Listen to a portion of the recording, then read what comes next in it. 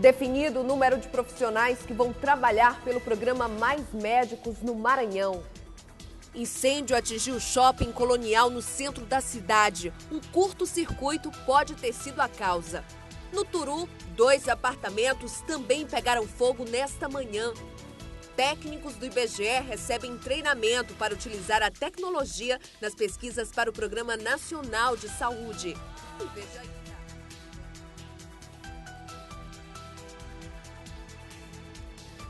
Agora, no Guará News.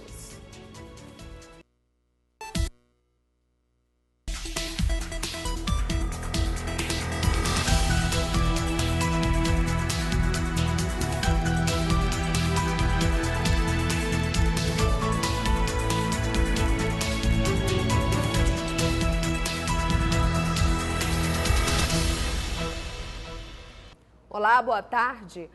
O Corpo de Bombeiros controlou o fogo no shopping Colonial, que fica no centro da cidade. O incêndio começou por volta das 9 horas da manhã e teria sido ocasionado por um curto-circuito no prédio que está passando por reformas.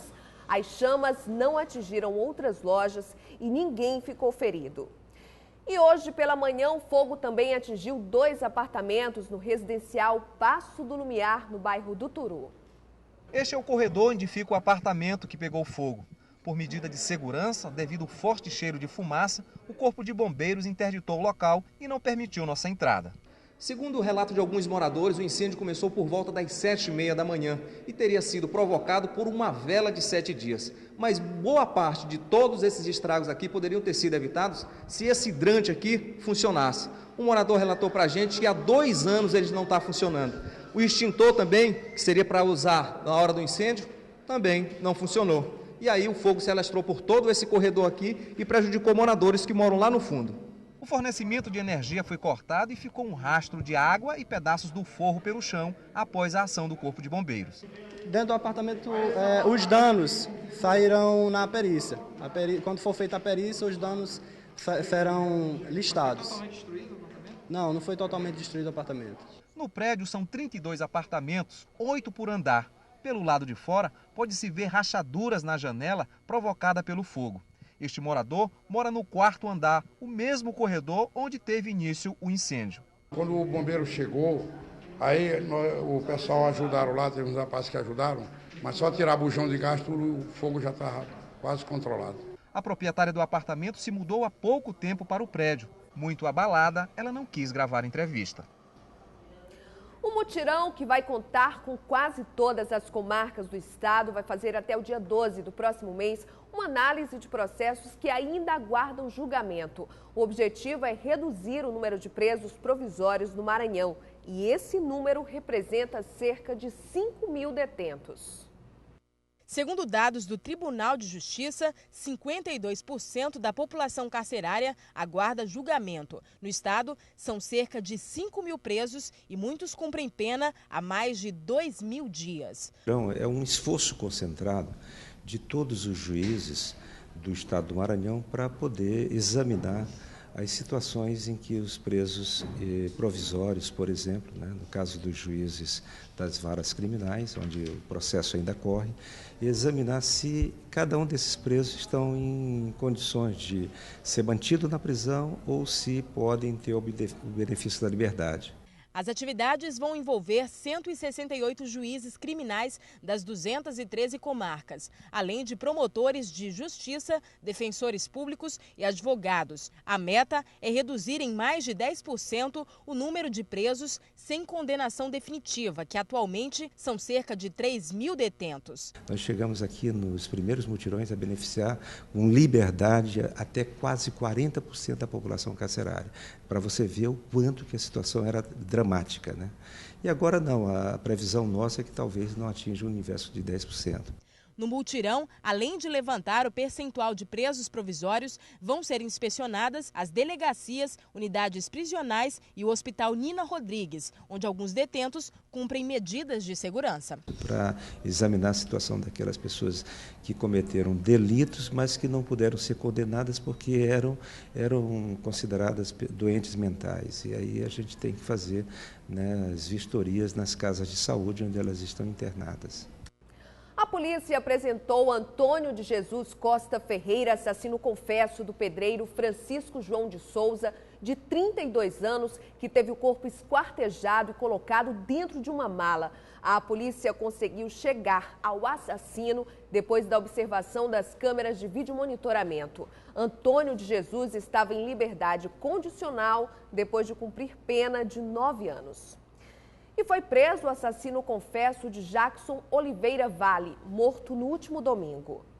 Gilmar dos Santos Mendes, de 25 anos, foi capturado pela polícia no bairro do São Francisco. Ele é acusado de ter assassinado Jackson Oliveira Vale por volta de 7h30 da noite de domingo. Com ele foi apreendido este punhal, suposta arma do crime. No plantão da Delegacia de Homicídios, no último sábado, nós recebemos a notícia crime da ocorrência de um homicídio na Rua 6 do bairro São Francisco.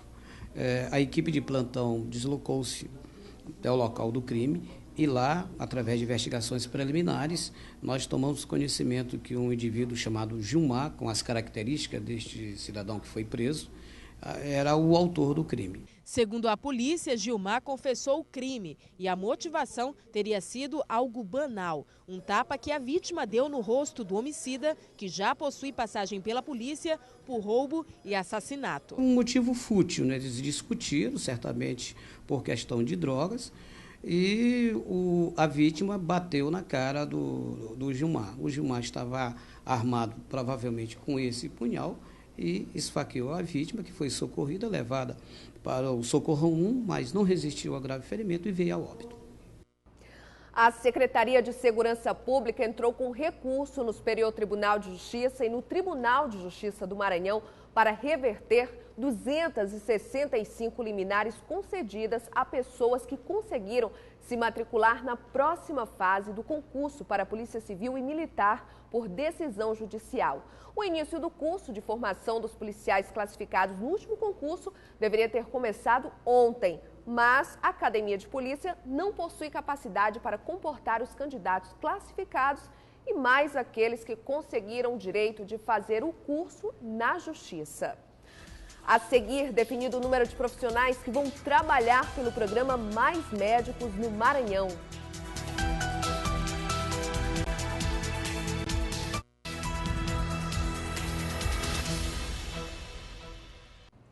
A Polícia Federal iniciou a entrega de notificações para as pessoas que estão ocupando irregularmente cerca de 3.000 casas do residencial Nova Terra, localizado no município de São José de Ribamar. Até o dia 16, os ocupantes serão notificados para deixar as moradias que pertencem ao programa Minha Casa Minha Vida do governo federal. Quem insistir em permanecer será retirado do dia 26 ao dia 30 deste mês.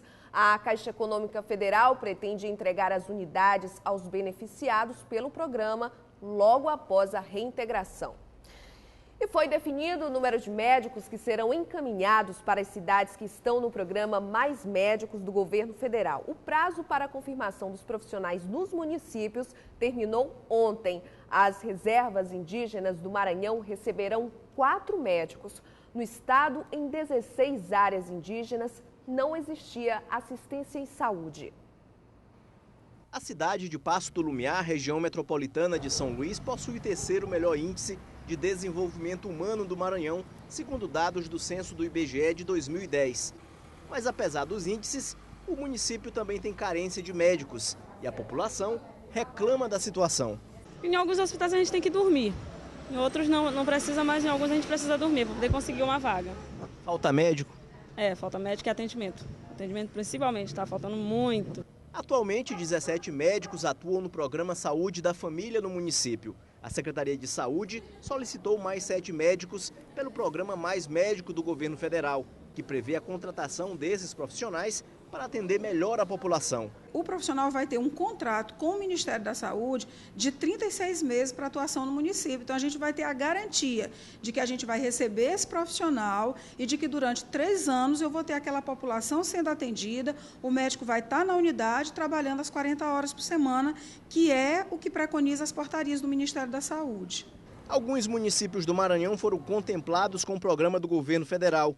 São José de Ribamar foi o município que mais recebeu médicos, 5. São Luís em segundo lugar com 3 e as cidades de Imperatriz, Turiaçu, Jatobá, Itinga, Pinheiro, Barreirinhas e Alcântara, um médico cada. Se a falta de médicos nas cidades do Maranhão é preocupante, nas aldeias indígenas a situação é ainda pior. Das 16 reservas indígenas do Maranhão, nenhuma recebe atendimento dos profissionais do programa Saúde da Família. De acordo com o IBGE, o estado conta com uma população de mais de 38 mil índios. Cerca de 32 mil vivem em situação de calamidade por falta de serviços de saúde. No mês de junho, eles ocuparam a sede da FUNASA em São Luís, exigindo médico nas aldeias.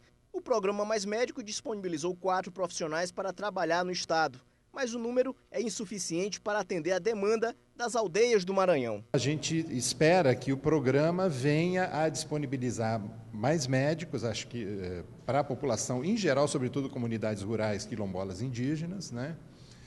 E que, ao mesmo tempo, se repense a política e o modelo de organização de serviços de saúde para comunidades indígenas no Maranhão. É preciso repensar urgentemente esse distrito.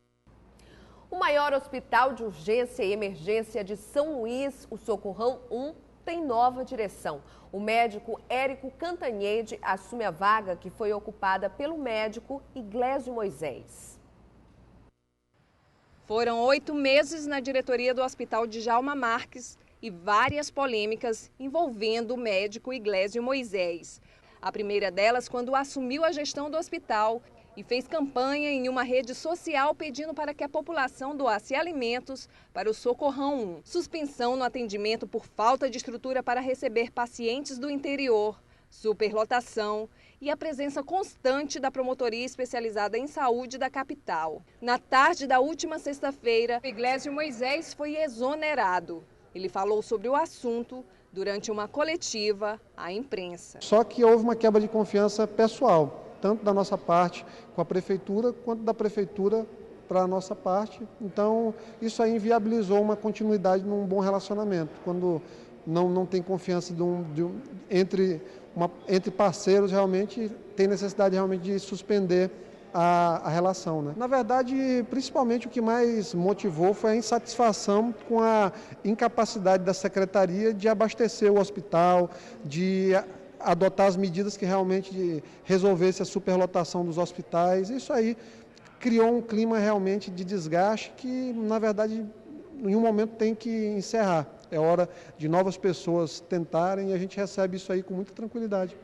Quem assume a diretoria do hospital é o também médico Érico Cantanhede, que recebe o Socorrão 1 com o desafio de melhorar o atendimento no hospital. Um hospital com menos dívidas, mais saneado, com um faturamento melhor, com uma assistência de enfermagem melhor, com muitos equipamentos para chegar até o final do ano, até dezembro, janeiro do ano que vem tem coisa que nós fizemos licitação que vão correr e muita coisa vai chegar. Então nós fizemos um trabalho satisfatório, a gente tem convicção disso e por isso que está em total paz realmente para galgar novos desafios. Técnicos do IBGE passam por treinamento para a pesquisa de saúde que vai ser realizada em todo o país. Desta vez, toda a pesquisa será realizada por meio do computador portátil, que substitui o tradicional questionário de papel. A pesquisa deve ser finalizada em 5 anos.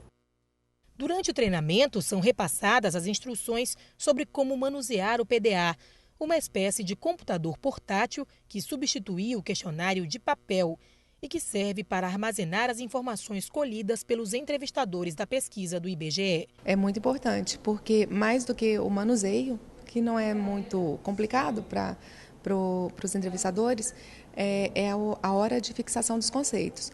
Todos os entrevistadores têm que ter os mesmos conceitos para que a pesquisa seja uniforme, ela seja padronizada para todo o Brasil, né? Vai ter uma parte inicial para caracterizar a questão dos domicílios, depois vai ter uma parte que vai caracterizar sobre todos os moradores e uma parte específica de um morador que será selecionado, onde serão feitos diversos questionamentos sobre sua saúde, estilo de vida, doenças crônicas, dentre outras perguntas relacionadas à questão da saúde daquele morador selecionado. Esta é a primeira vez que a Pesquisa Nacional de Saúde vai ser realizada nos domicílios de todo o país. Agora, o IBGE pretende realizar a PNS a cada 5 anos. A pesquisa é resultado de uma parceria entre o Ministério da Saúde e o IBGE. A Universidade de São Paulo e a Federação Fiocruz dão suporte técnico para a realização dos trabalhos. Essa demanda veio do Ministério da Saúde, que quer informações mais detalhadas e precisas sobre a saúde em todo o território nacional. Então, a PNS vem justamente para traçar esse perfil da saúde do brasileiro, sendo que os resultados vão ser divulgados a nível de Brasil, grandes regiões, unidades da federação e capitais. E o IBGE faz um apelo à população: receber bem os entrevistadores. É interessante ressaltar que os técnicos eles vão estar devidamente identificados, com crachá, na maioria das vezes com farda. Então, devido à complexidade da pesquisa, é interessante, é importante que a população contribua com o IBGE para que os nossos dados, porque já é amostragem. Então, assim, os nossos dados eles vão ser divulgados amplamente e isso vai facilitar muito com o maior número de domicílios com entrevista realizada. As tarifas de água, energia elétrica e telefone ainda não são acessíveis para todos. Isso porque, segundo o IBGE, mais de 14 mil pessoas no Maranhão são deficientes visuais. Mas um projeto que ainda depende de aprovação na Assembleia Legislativa pode mudar essa realidade no estado com a adoção do sistema em braille. Veja no nosso quadro Direitos e Deveres.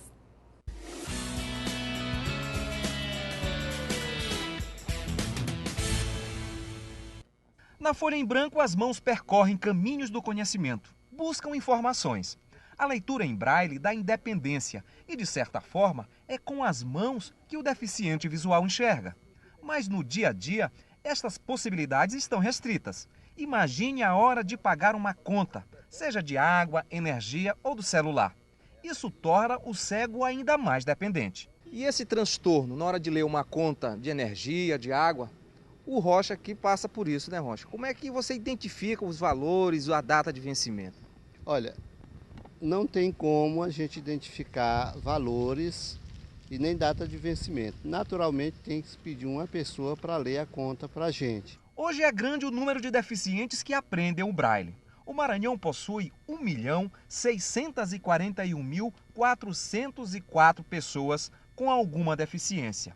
E segundo o IBGE, a deficiência mais comum é a visual. Foi diante desta realidade que o deputado Alexandre Almeida apresentou o projeto na Assembleia para obrigar as empresas a trazer as informações das faturas em braille. Que no máximo, dentro de uma semana, o plenário já possa estar votando e, de acordo com o sentimento de todos os deputados, aprovando esse projeto que tem um grande alcance social. Maria da Conceição é professora de braille na Escola de Cegos do Maranhão. Ela sabe o quanto é facilitador quando as informações estão ao alcance das mãos. Porque a gente já tem pelo menos uma noção. O que é que vai pagar, o que é que já está encerrando, entendeu? Esse projeto para tornar mais acessíveis as tarifas de água, energia elétrica e telefone em braille já foi aprovado na Assembleia Legislativa. E no próximo bloco, a escritora detalha a cultura árabe em livro lançado em São Luís.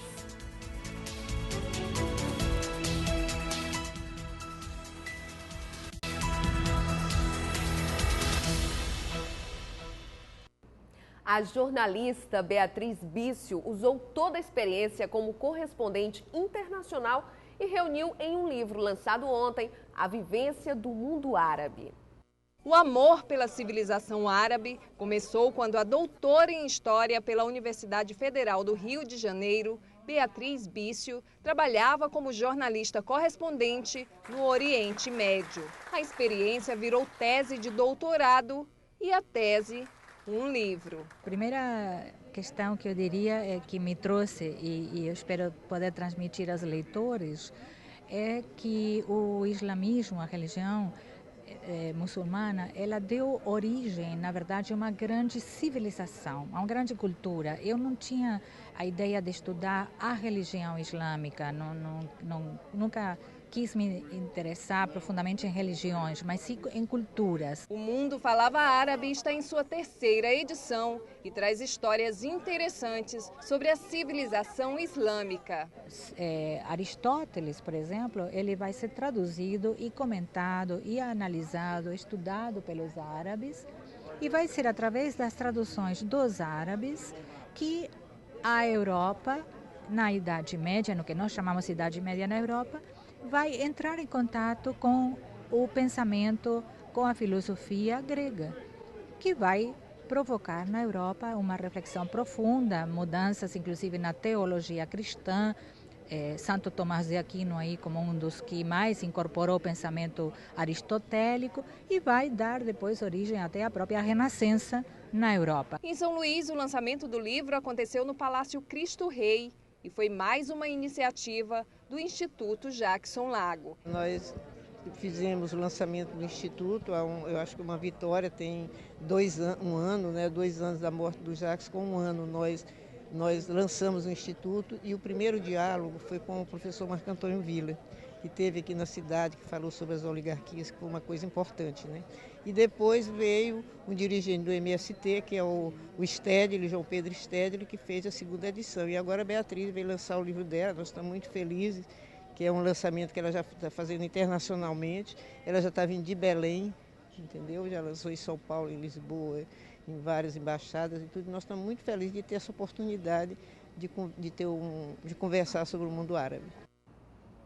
E agora vamos falar de futebol. O Moto venceu a 2ª partida seguida pela Série B do Campeonato Maranhense de Futebol e assumiu a liderança da competição. Ao som de funk, o Moto goleou o JV Lideral. O Moto já começa atacando. Kleber Pereira vai para cima, mas perde a chance. E lá foi o Moto de novo, nesse lance perigoso. Os primeiros 20 minutos parecia um jogo de um time só, com poucos lances do JV Lideral. Até que aos 36, Kelson abre o placar. Gol do Papão do meio de campo. Um minutinho depois, o zagueiro do JV faz um lance perigoso, mas foi na trave. O time tentou mais uma vez. O Lindoval, aos 43, mandou dentro do gol e, para alívio dos motenses, estava impedido. E nos acréscimos, com o passe de Jobert, a bola foi na trave e voltou no pé de Kleber só para balançar a rede. Gol do Papão e a torcida vibra.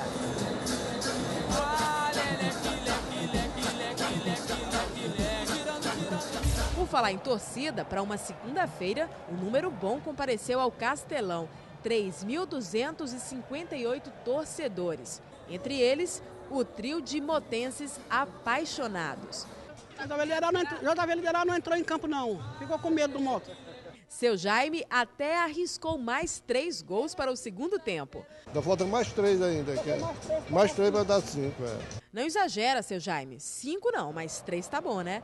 Aos 24 do segundo tempo, Hugo, com o cruzamento de Kleber, fez o 3º gol da partida.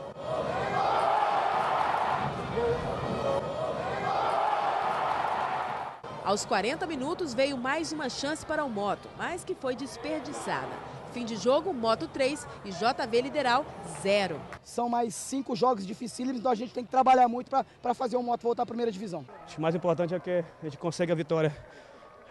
Nesse momento que o Moto precisa, dos pontos. Independente de quem faça gol, quem jogue bem, a gente tem que procurar se adaptar o mais rápido possível à Série 2 do campeonato para que a gente possa colocar o Moto na primeira divisão. Foi um placar bem elástico, todos nós estamos felizes. E agora é pensar já no próximo jogo, porque o campeonato é curto e a gente tem que já pensar no próximo jogo.